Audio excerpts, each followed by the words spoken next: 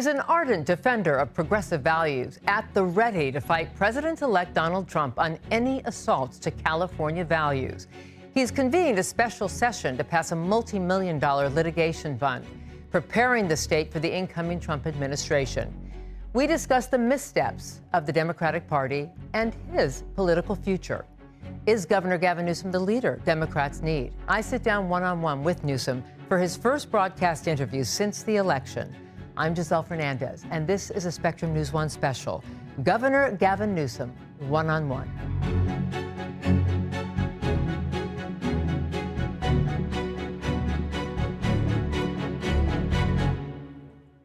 Governor, thank you for taking the time to be with us. We've been trying to get a sit down for a while, so thank you. Before my gray hair. Yeah, it's good to be with right. you finally. Thank you. So you were just down south, and you were announcing a two-prong approach to boost trade with Mexico, but also boost border security. Yeah. Long time in the making, a new port of entry to create real opportunities with U.S.-Mexico, also deploying the California Guard to the border to boost security. Yeah. This is in contrast to what the president-elect is proposing. He is saying that tariffs will get much of the same goals that you are as well, but you're getting pushback from Mexico. Talk to me about the contrast of the two approaches and why you think yours is more effective. Well, it's interesting. I've had the privilege of being lieutenant governor in a border state. We're the largest land port in the Western Hemisphere, San Ysidro, and we are actively engaged in our 5 ports of entry. And I have notably, and I don't think most people even know this or understand this, we've had the National Guard deployed under state resources and state control. 392 National Guards men and women at our 5 ports of entry, focusing on counter-narcotics, focusing on drug interdiction, focusing on fentanyl, but also other drugs like heroin and cocaine and methamphetamine and the like. And we've had remarkable success. 62,000 pounds in 2023 seized of fentanyl just under the National Guard operation. So it's a partnership. And I say that in the context, I think, of the perception that somehow California doesn't care about border security, that progressives or Democrats don't care about what's happening at the border. I'm consistently down there, consistently focused on ways of managing the border. And one of the ways we manage the border is also managing to understand the economy and the two-way trade, particularly as it relates to Baja Cali and the partnerships that are well established and formed. And one of the opportunities that's presented itself is to create a brand new port of entry at Otay Mesa East. And staying on the subject of immigration, the president-elect, as you know, is threatening mass deportations. We are a sanctuary state, threatening retribution, withholding funds if you do not bend to his will and aid in those deportations. You have set up a $25 million litigation fund through the Special Assembly to fight back in the courts. But let me ask you this. Is there any scenario in which you would aid in those deportations, for instance, for the undocumented who have criminal records or previous deportation orders? We do. We have consistently. We abide by federal law. We abide by state law. More on state law, sanctuary law in a moment. But federal law is pretty clear. We do not interfere with federal operations to enforce federal law using federal resources. CDCR, which I, as governor in the executive branch, am responsible for, which is our prison population, we coordinate as it relates to deportations with people that are here, that are undocumented, that have served their time, that are convicted felons. We coordinate with ICE and have been for years and years. I think there's a lot of mythology on that. Again, federal responsibility, federal role, but we don't get in the way of that. What we are opposed to consistently, going back decades as a state, not just the state as it's been related in terms of my leadership as governor. This goes back to when Governor Brown was here, established the statewide sanctuary policy. Basically says this, that we don't want to turn local law enforcement into immigration enforcement officers. We think we lose trust. We actually make our state less safe, less healthy, less educated, and we can quantify that. People are less likely to report a crime if they're worried that law enforcement is part of a federal immigration force, less likely as witnesses of a crime to participate in the adjudication and the accountability of someone that has committed that crime, less likely to get educated because they're worried the school crossing guard may be there to deport them, or even go to an emergency room because they're worried about a nurse or an emergency room doctor turning them over to ICE. So there's a foundational principle there about trust, community trust, but also community policing in a way that respects federal law, but also does not commandeer that law enforcement for mass deportation purposes. But when it comes to criminals, sanctuary policy is not to aid and abet criminal behavior. It's not about that. But it is about respecting the fact that as an ag state, where 50% of our farm workers are undocumented, where 87% of them basically have been here permanently, 58%, in a new study, these are actual numbers, have children, and our export, one of the great exports of this state, and one of the most extraordinary things about California is the fact that we're the breadbasket of the country. That impacts real people, impacts the economy of the state, impacts communities, impacts families, and that's where we're going to assert ourselves. And I think in a right, not righteous way, but in the right way, in a thoughtful way, in an environment that is very challenged because of Donald Trump. The president-elect has also made California's ongoing water wars a big priority. He has come out here to California and says, you will deliver the Delta water to the ag and to the farmers, to the Central Valley, and not capitulate to the environmentalists. And if you don't, he's going to withhold disaster relief funds to the state. So what's the pathway forward? Even when you drive down the Central Valley, there are signs that say, Governor, stay away from our water. So how do you deal with that? Well, I hope everybody understands and you were exactly right. I mean, it's almost a verbatim quote of the president-elect. He said, if you don't do my bidding on water, you're basically not going to get any support for firefighters and local law enforcement fighting fires and doing anything to advance recovery efforts. Do you bend to his will because of that threat? It's an amazing thing. I mean, he's telling he's not telling me this. He's telling the American people that happen to live in the state of California, I don't give a damn about you.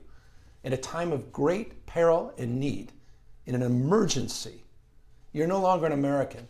You're a partisan pawn in order to address a non sequitur, an issue that has nothing to do with emergency preparedness and disaster recovery, water, because I have an ideological agenda based upon a completely mythological construct that there is a big, I think he said, that's about the size of a side of a building, he said, and all Newsom needs to do is he needs to open it up and there'll be enough water and rolling everywhere to solve everybody's problems. He's making it up in whole cloth. Ignorance doesn't even describe the foolhardiness of his point of view. And when he calls you new scum and comes after you like that, as he has over the years, I mean, how does that affect your ability to lead? Well, there was, quite literally, I think maybe 7-year-old guy in middle school used to call me new scum.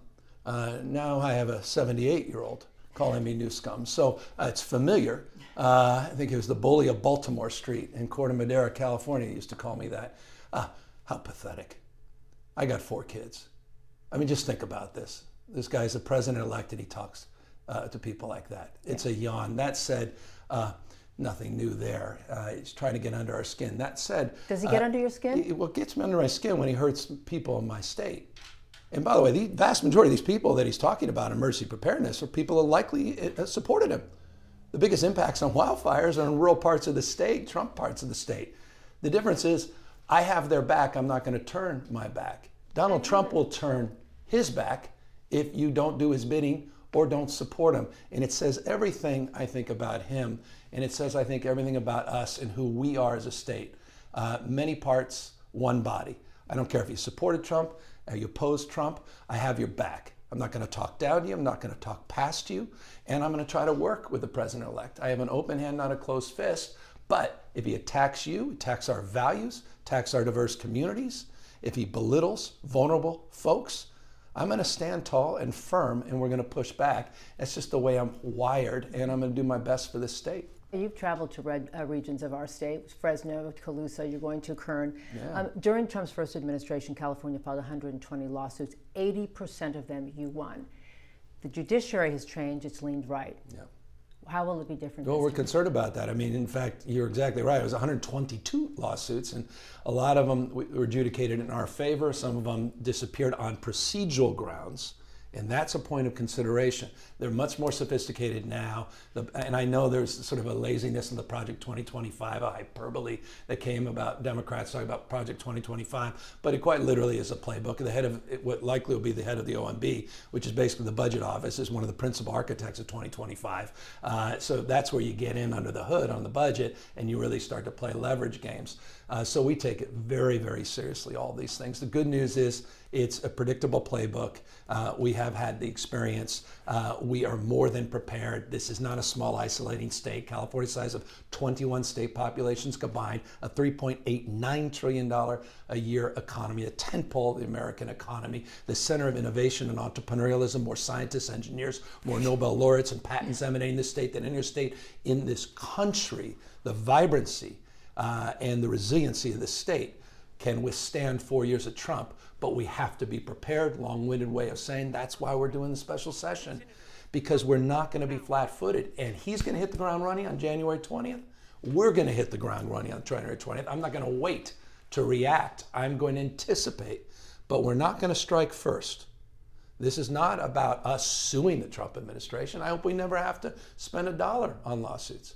It's if and when he attacks well-established waivers, well-established rules and regulations on money that federally is granted to the people of the state and tries to take that money as he did in the past, then we will assert our legal rights and we will prevail with the sobriety that is evident in your question.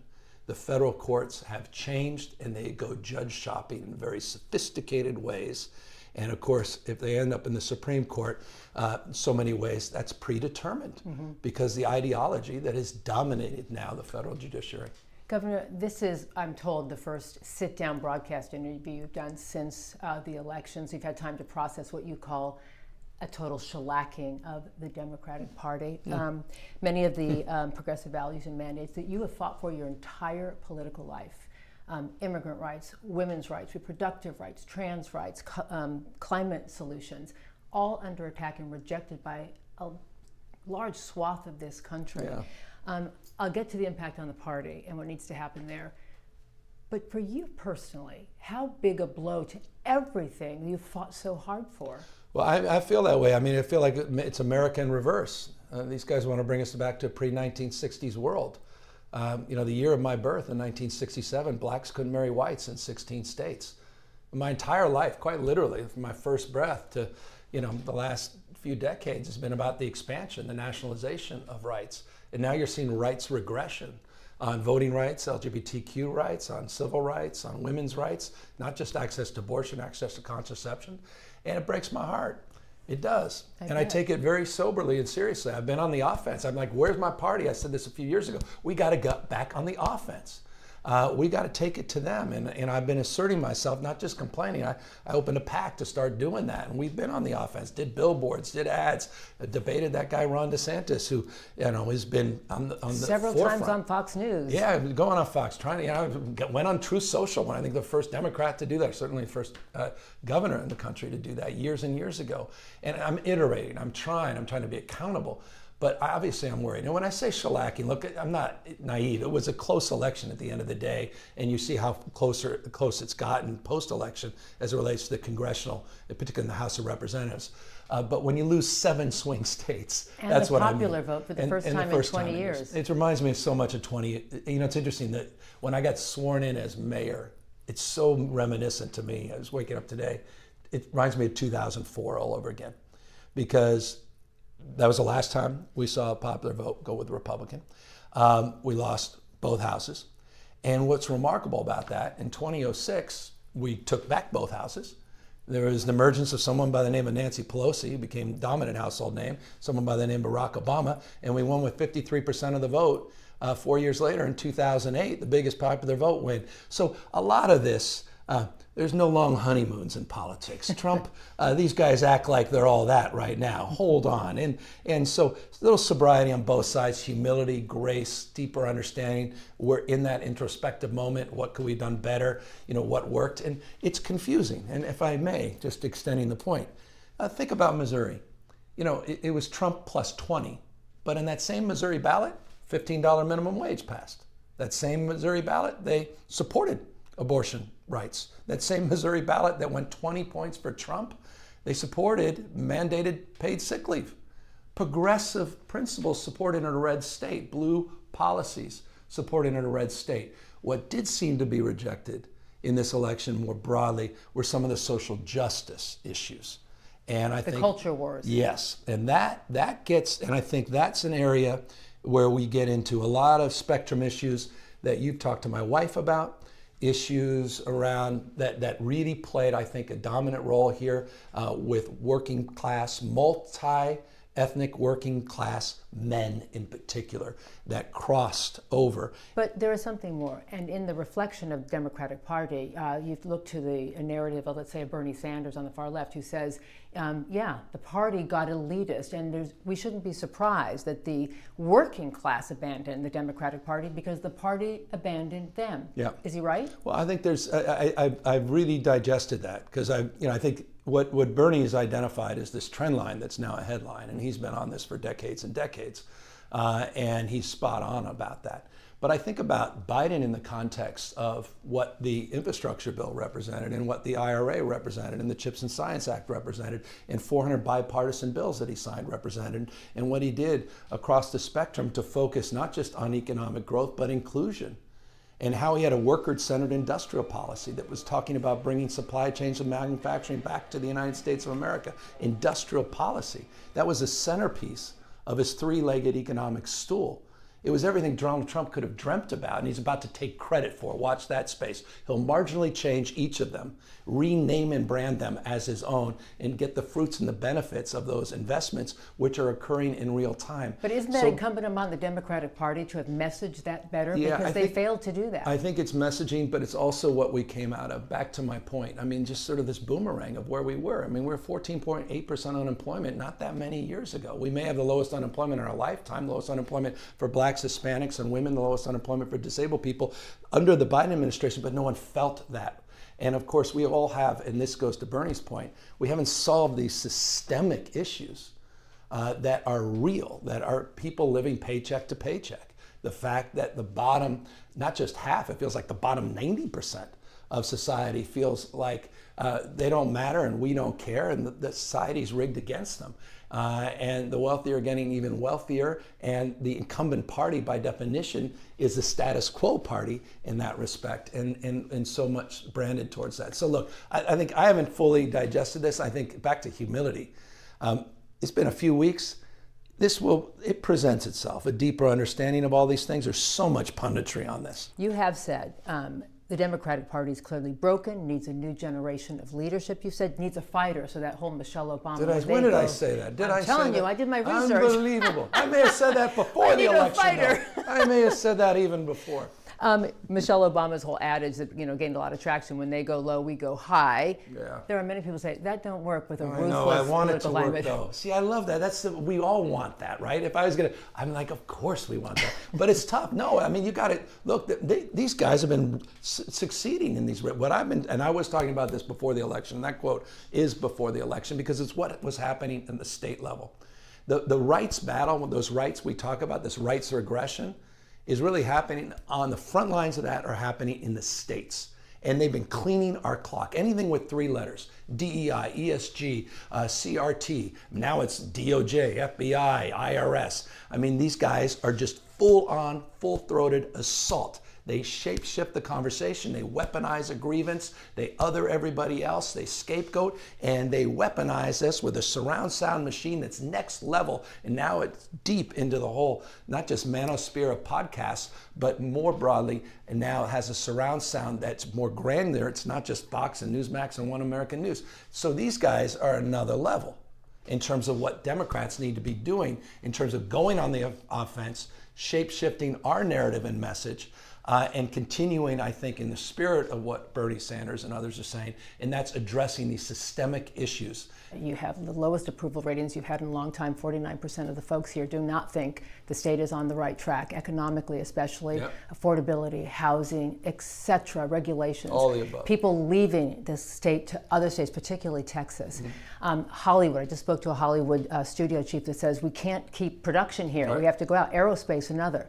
So are you out of step with what the state is wanting, and how you turn that around in 2 years.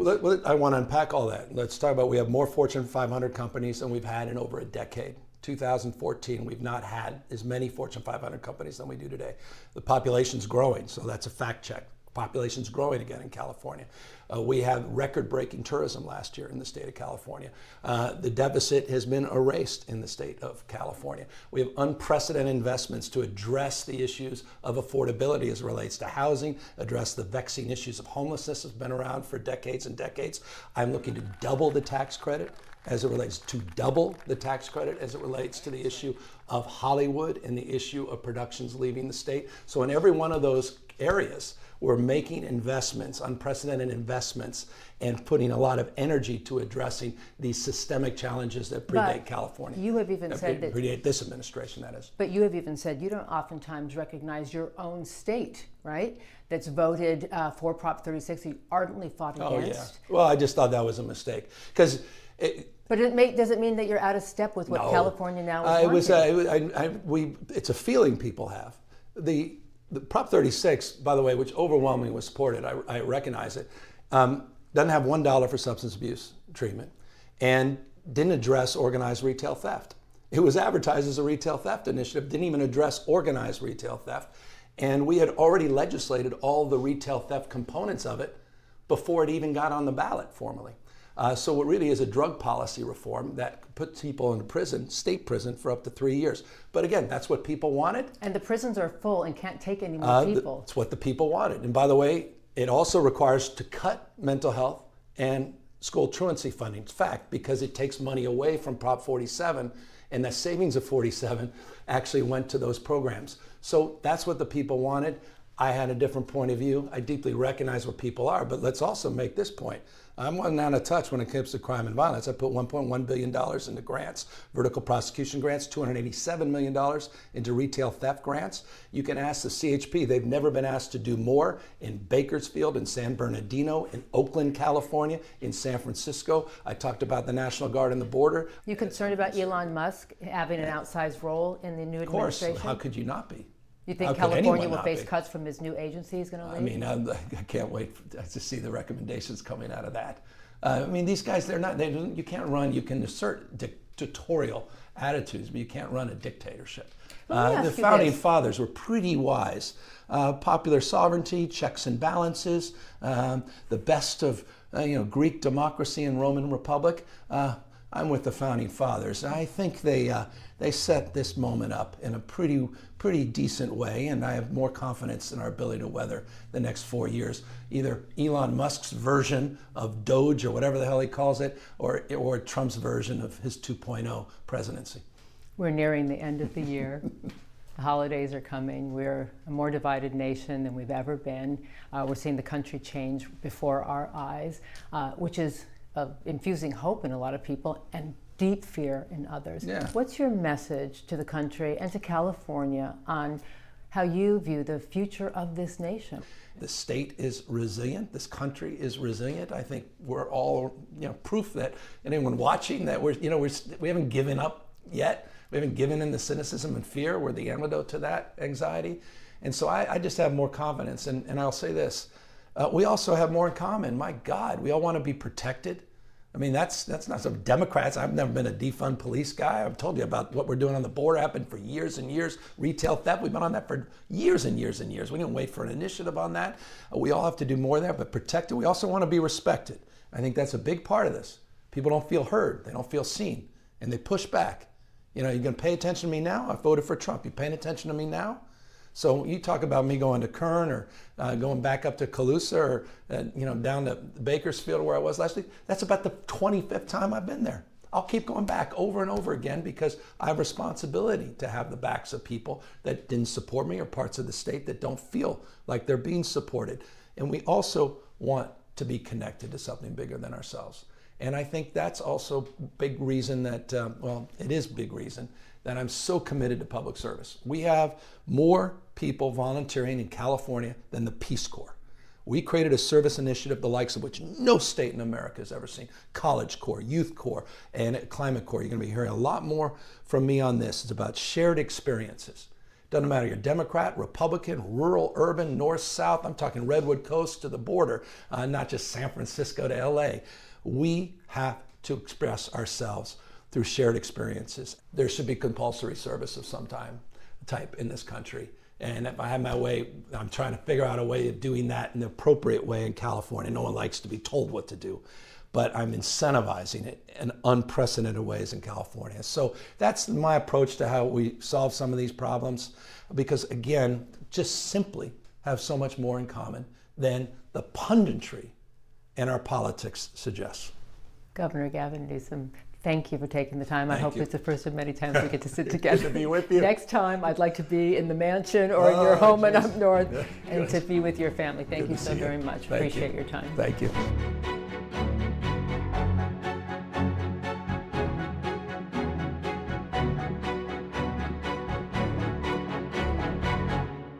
Thanks for watching our YouTube channel. Let Spectrum News be your resource for balanced, in-depth political coverage.